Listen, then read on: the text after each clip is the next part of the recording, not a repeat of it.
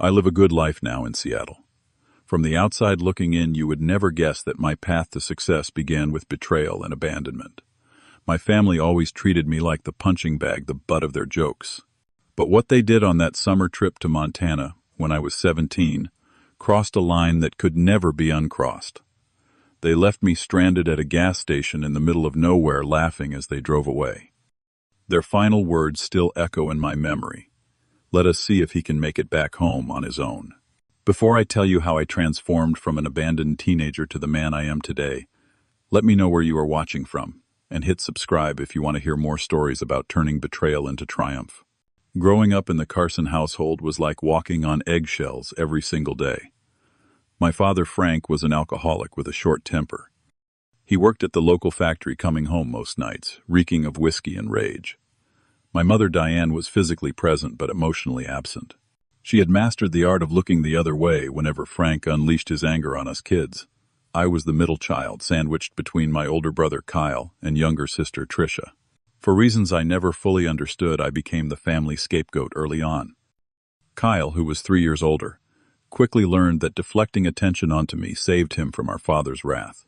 Tricia, being the baby of the family and the only girl, was somewhat protected, though she eagerly participated in what they all called teasing, but what was actually constant belittlement. By the summer I turned 17, the dynamic was firmly established. If something went wrong, it was my fault. If a joke needed a punchline, I was it. Family gatherings were exercises in endurance as relatives joined in on the not-so-subtle jabs about my appearance, my grades, or my quiet nature. That July, my father announced we were taking a family vacation to Montana. A cousin had a cabin near Glacier National Park, and we would stay there for a week. Family bonding, he called it. I was immediately suspicious, since bonding was never a priority in our household. The drive from our home in Washington State was tense from the start. 8 hours packed into our aging station wagon, my father already irritable from having to take time off work. Kyle kept poking me in the ribs when our parents were not looking, while Tricia complained about having to sit next to me because I apparently smelled weird. My mother kept telling us to behave, but her words were empty as usual. When I asked if I could listen to my portable CD player, my father snapped that I was being antisocial. When Kyle immediately put on his headphones afterward, nothing was said. We stopped at a small diner for lunch where they all laughed at how I ordered my burger. The waitress gave me a sympathetic look that I had grown accustomed to seeing from outsiders who witnessed how my family treated me. By mid-afternoon, we were deep into Montana territory. The roads had become more remote, small towns, few and far between. My father needed to refill the gas tank and pulled into a station that seemed to be in the middle of nowhere. Pine trees surrounded the small convenience store attached to the pumps, and mountains loomed in the distance. While my father filled the tank, I asked to use the bathroom.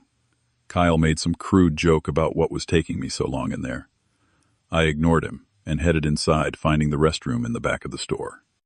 It was basic but clean enough, and I took my time appreciating the few minutes away from my family. When I walked back outside, squinting in the bright Montana sunshine, my stomach dropped. The parking spot where our station wagon had been was empty. I spun around thinking I had somehow exited through a different door. But no, this was the main entrance, and our car was definitely gone. At first I thought they had just moved to another spot, perhaps to the air pump or the car wash area. I walked around the entire station, my heart beginning to pound. Nothing. They were nowhere to be seen. I still had my phone, a basic model my parents reluctantly got me for emergencies. I called my mother first. No answer. Then my father, straight to voicemail. Finally, Kyle, who picked up on the fourth ring. Let us see if you can make it back home on your own, he said, laughing. I could hear my sister giggling in the background and my father saying something about teaching me self-reliance. You cannot be serious, I said, my voice shaking despite my efforts to sound calm. We are like 200 miles from home. Consider it a life lesson, bro, Kyle replied, then hung up. I tried calling back multiple times. No one answered. After about 15 attempts, my phone battery died. I had left my charger in my backpack, which was in the car. The reality of my situation began to sink in. My family had actually left me stranded in another state as some kind of twisted joke or lesson. I was 17 with no money except the $20 in my pocket, no transportation, and no way to contact anyone else. The gas station attendant, an older man with kind eyes and a gray beard, had been watching me pace around. As the color drained from my face, he approached. "You okay there, son?" he asked, genuine concern in his voice. "My family left me." I managed to say the words sounding bizarre even as I spoke them. "They drove off while I was in the bathroom. They think it is funny." The man's expression changed from concern to disbelief, then to anger. "They left you here." On purpose, he clarified, as if he could not quite believe what he was hearing. I nodded, showing him my now useless phone. "They think I should find my own way home. To Washington." "Well, that is just about the most irresponsible thing I have ever heard," he said, shaking his head. "Come inside. You can use the store phone to call the police." His name was Bill, I learned, as he led me back into the convenience store. He had owned this gas station for nearly 30 years and thought he had seen everything until now. The police officer who responded was sympathetic but limited in what he could do. Since I was 17, not technically a child, and had not been physically harmed, there were few options available. "Have you tried calling your parents?" the officer asked. "My phone died, but I talked to my brother before that." "They did this on purpose," I explained. "The officer used his phone to call my parents. No one picked up. He left messages explaining that abandoning a minor across state lines could potentially have serious consequences. Still, no callback came. As evening approached and the gas station prepared to close, Bill made a decision. "Look," he said, "I have a spare room at my place. My daughter Sarah moved out last year for college. You can stay there tonight and we will figure things out in the morning." I hesitated, having been taught to be wary of strangers. But what choice did I have? "Sleep outside the gas station." "I appreciate that, sir," I finally said. "I will find a way to repay you." Bill waved off my words. "Any decent human would do the same," he said. "And please call me Bill." That night in Sarah's old room with its faded posters and purple walls, I cried for the first time in years. Not because I missed my family or wanted to go back, but because I finally understood, with complete clarity, that they had never loved me the way families should. By morning, a new feeling had replaced my despair determination. I would not call them begging to be picked up. I would not crawl back to a house where I was nothing but a punching bag. Somehow I would build my own life from this moment forward. Bill's spare room became my temporary home and his gas station my first job. He paid me under the table to stock shelves, clean the store, and eventually work the register once he trusted me enough. He was firm but fair, expecting honest work but treating me with a respect I had never experienced from my father. "It is illegal, you know, for them to abandon you like that," Bill told me after my third day working for him. "You could press charges." I thought about it but shook my head. Even if the law was on my side, fighting my family would only keep me tied to them. I wanted to be free. A week into my new life, I met Sarah, Bill's daughter. She worked at the local diner and came by to have lunch with her dad. She was 20, pretty in a natural way, with her father's kind eyes and a quick smile. "So you are the stray my dad adopted," she said. But there was no malice in her words. She invited me to join them for lunch, and for the first time in my life, I experienced what a normal family meal could be like. They talked and listened to each other. They laughed with nod at one another. No one raised their voice or threw insults disguised as jokes. After 2 months of working diligently at the gas station, Bill helped me find a small apartment above the local hardware store. The rent was low because the place needed work, but I was handy enough to make it livable. "You are a good worker, Hardy," Bill told me, as he helped move the second-hand furniture he had found for me. "You have a solid future ahead if you keep at it." But a solid future required education. With Bill's encouragement, I enrolled in the local high school to complete my senior year. The principal was understanding after Bill explained my situation, conveniently leaving out that my family had abandoned me, and instead saying I had moved to town to live with a family friend after issues at home. The first few weeks of school were challenging. I was the new kid in a small town where everyone had known each other since kindergarten. But unlike at my old school, where my siblings had poisoned potential friendships with rumors and mockery, here I could start fresh. People got to know me for who I actually was, not who my family said I was. Occasionally I checked my phone after charging it at Bill's house. In those first few weeks there were 12 missed calls, mostly from my mother. I listened to one voicemail in which she said, "Stop being dramatic and call us. We were just trying to teach you some independence." Her words solidified my decision. After that, I changed my number and fully broke contact.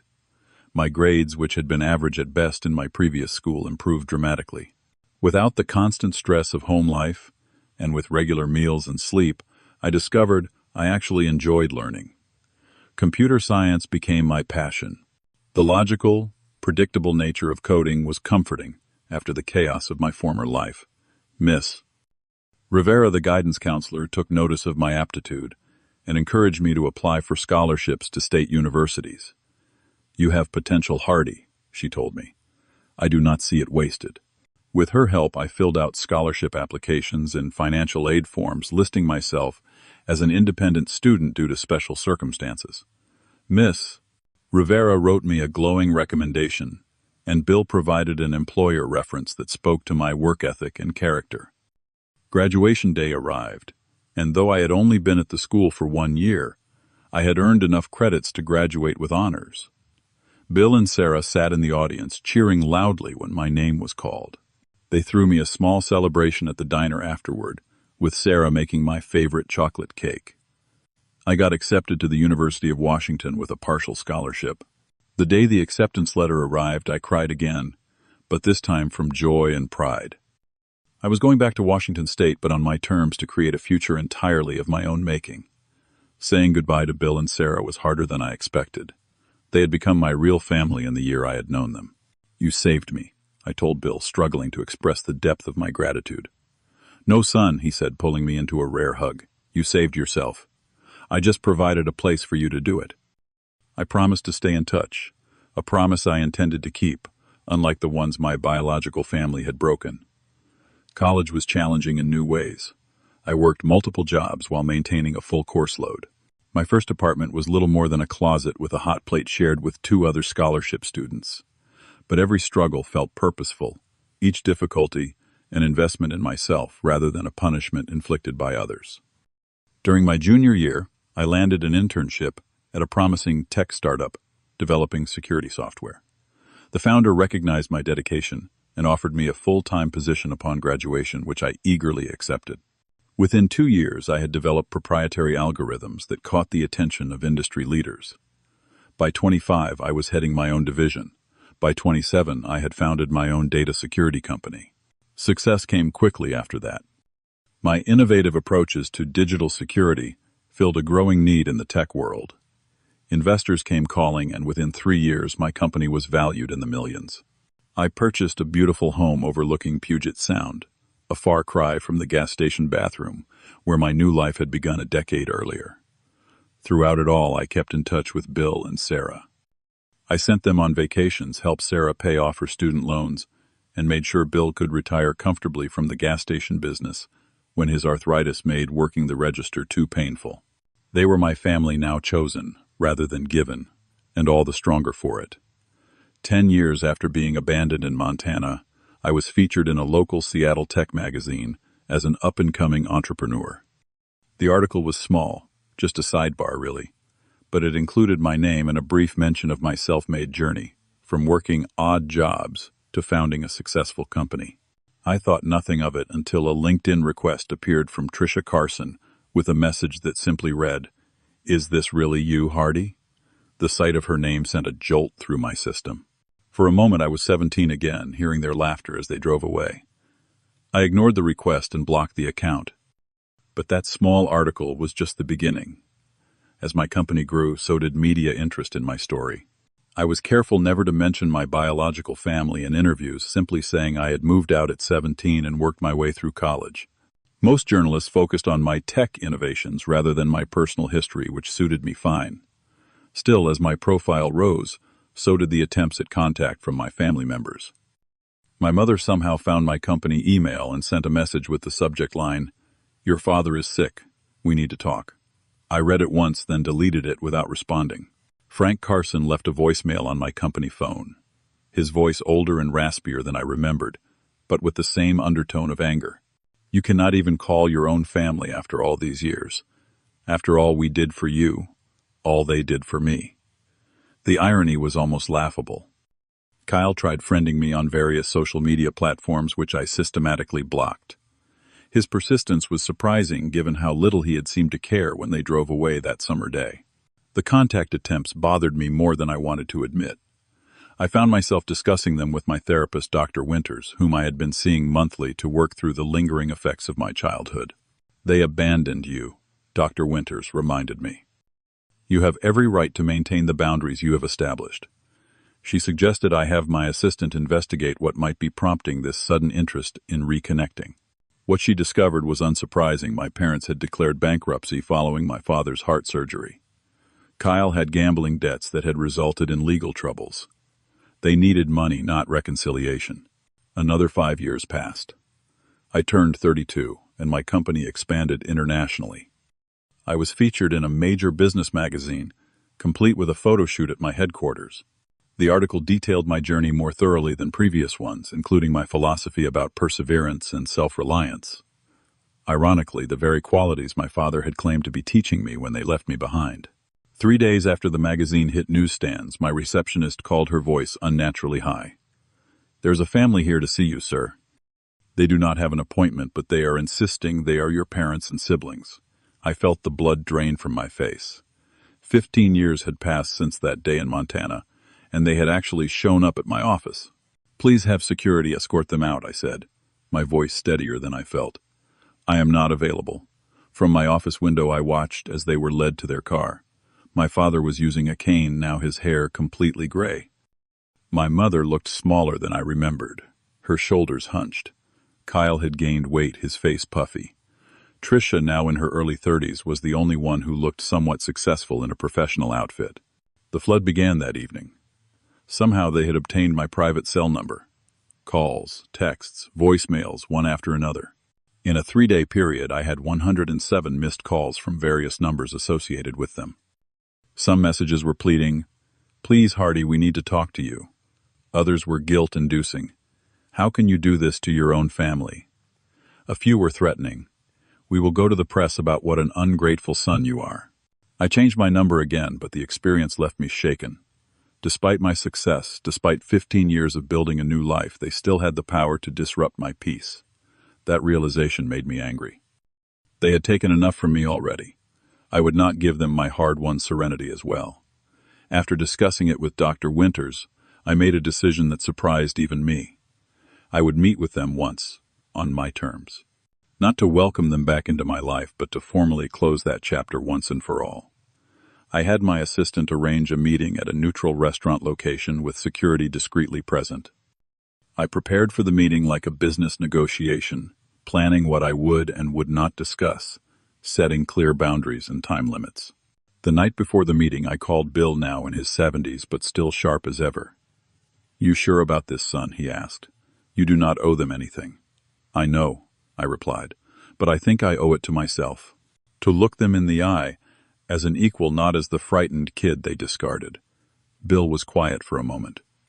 "You are a better man than I would be in your shoes," he finally said. "But then again, you always were." His words gave me the confidence I needed. The next evening I walked into the restaurant, spotted them at a corner table, and took a deep breath before approaching the family I had not seen in 15 years. The moment froze in time as 4 pairs of eyes turned toward me. Recognition, shock, and something else flickered across their faces. Uncertainty, perhaps. I was no longer the scrawny teenager they had left behind. At 32, I stood tall in a tailored suit, the physical embodiment of the success and confidence I had built without them. "Hardy," my mother said, rising halfway from her seat arms, moving as if to hug me before reading my body language and settling back down. I sat across from them, nodding professionally. "Thank you for agreeing to meet here," I said, as if I were beginning a business meeting rather than a family reunion 15 years in the making. An awkward silence followed, broken by Kyle's forced laugh. "Man, you really did all right for yourself," he said, gesturing vaguely at my appearance. That article was not exaggerating. I said nothing, waiting. This meeting was their request. Let them direct it. My father cleared his throat, looking older and frailer than he had appeared from my office window. "You always were the smart one," he said, as if he had ever acknowledged my intelligence when I lived under his roof. "We knew you would land on your feet. We have been trying to reach you for years," my mother added. When you changed your number after Montana, we had no way to find you. Did you file a missing persons report? I asked, keeping my tone neutral. Did you contact the police when I did not come home? Did you call hospitals? The uncomfortable shifting in their seats answered my question before my mother spoke. We thought you were just being stubborn, she said, teaching us a lesson for our little joke. A joke, I repeated the word, hanging in the air between us. You left your 17-year-old son in another state with no money, no transportation, and a dying phone as a joke. It went too far, Tricia admitted, the only one showing genuine remorse. We should have turned around after a few minutes. But you did not, I stated. You drove 8 hours home without me. Another silence fell. A server approached, but I waved them away. This would not be a leisurely family dinner. Hardy, my father finally said, leaning forward. Families make mistakes. God knows I was not a perfect father, but that is water under the bridge now. We are here because we are family, and family sticks together. We are so proud of what you have accomplished, my mother added quickly, and we would love to be part of your life again. I could see where this was heading even before Kyle spoke. And honestly, bro, we could use some help. Dad's medical bills are piling up, and I have had some financial setbacks. Nothing major, just a temporary cash flow issue. There it was, the real reason for 107 missed calls. I looked at each of their faces before speaking. What you did that day was not a joke or a mistake, I said evenly. It was the culmination of years of emotional abuse. You did not lose me at that gas station. You lost me through years of cruelty before that day. My father began to protest, but I held up my hand. I survived because a kind stranger named Bill offered me shelter and a job. I succeeded because for the first time in my life I was surrounded by people who supported rather than belittled me. I found that I could achieve anything once I was free of the constant undermining that defined our household. My mother's eyes filled with tears, but I had seen her cry strategically too many times to be moved. I have built my life on my own terms, I continued. I have a family now, people I chose, and who chose me, who have proven their love through actions, not blood ties. We are your real family. Kyle insisted, a flash of the old anger in his eyes. No, I replied simply.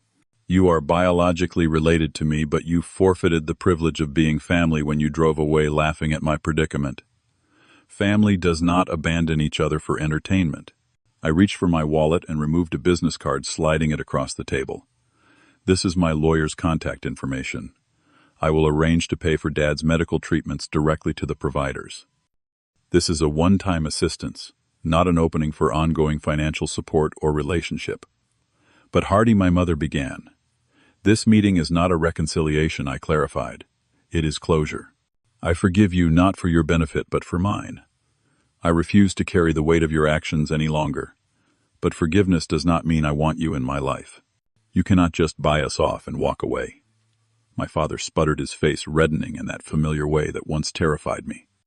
I can, and I am, I replied, standing up. I wish you all well, but my life is my own now. Thank you for forcing me to find my own path. It led me somewhere better than I ever could have gone had I stayed. With those words, I walked out of the restaurant feeling lighter than I had in years. The Seattle evening was cool and clear as I drove home to my house overlooking the Sound. That night, I sat on my deck watching the water shimmer under the moonlight. I called Bill, as I often did when I needed perspective. I am proud of you, son, he said when I recounted the meeting. Not many could face their past with such grace. I owe that to you, I told him. You showed me what real family looks like. After we hung up, I reflected on the strange journey that had brought me here. Being abandoned had been the most painful experience of my young life, yet it had ultimately freed me to become the person I was meant to be. In the years that followed, I expanded my philanthropy work to include programs specifically for abandoned and runaway teens. I established scholarships and mentoring initiatives, turning my experience into something that could help others find their way.